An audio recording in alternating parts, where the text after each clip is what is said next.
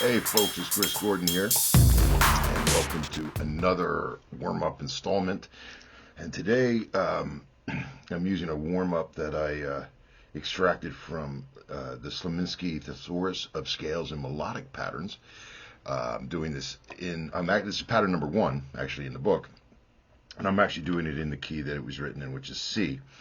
I'm not going to get into the harmonic application of it, but I will give you this much of it, is that it's essentially part of the half-whole diminished scale. So it would actually work really well over a C7 or a C7 flat 9 and resolves to enough major 7 if you wanted to resolve this warm-up to a chord or to an arpeggio. I'm only going to be focusing today on the application that I use for it with picking and kind of scaling the fretboard. It's kind of fun to play. What I am doing with this, and what I have done with this, is that I split it into 2 sections. One is a 2-octave version, which is a kind of a 16th note feel, but I'm also going to demonstrate it as an 8th note thing as well. And then there is the 16th note triplet, or just straight triplet too. I'll demonstrate both.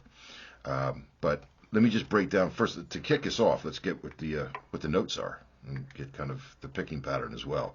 It starts on C, so I have a C sharp, or a D flat, an F sharp or a G flat to a G. That's really all it is.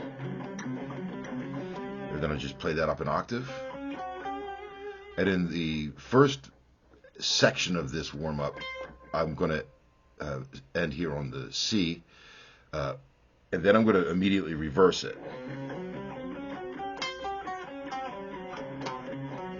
So that's the general idea right there. The way the picking works out, if I start with a downstroke, is down, up, down, up, down, up, down, up, down, up, down, up, down, up, down, up, down. Now, in my foggy memory, somewhere I had heard that this was given the name directional picking, meaning though it's not really economy picking or sweep picking, but every time you change a string, it's the same direction. I found that this works really great if you're into the 2-note per string pentatonic ideas, which a lot of us are, so it works out really well for that. So anyway, that's the initial first part of this. The second part of it is I'm going to continue up through the 3rd octave. Keep going. Reach up to this high C here.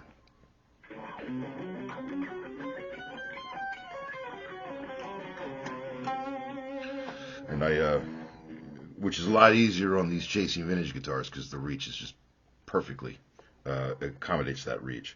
If that reach is a little weird, you can just move to the note. You can slide to the note. You can tap the note, whatever you want to do. I'm picking everything, so I'm going to just kind of reach.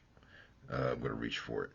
But the other thing about that second half of that is that I'm phrasing it like that. It's that triplet. 1, 2, 3, 4.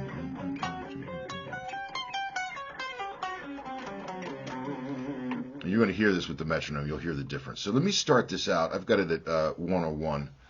Don't ask me why. It just kind of landed on 101. And I'm going to start the first half of this with the 8th note vibe.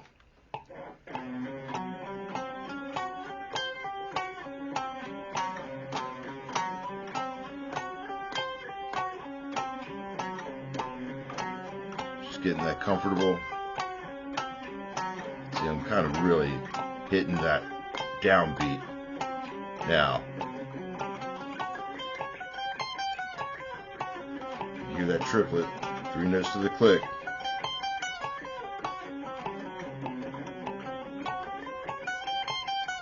One more, why not?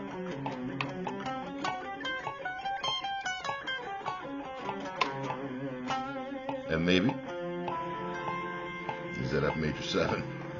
If you want to just do that, maybe make the neighbors a little happier if you're ripping these kind of diminished lines.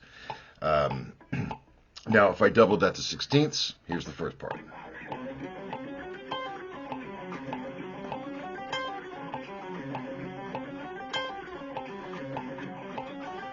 in.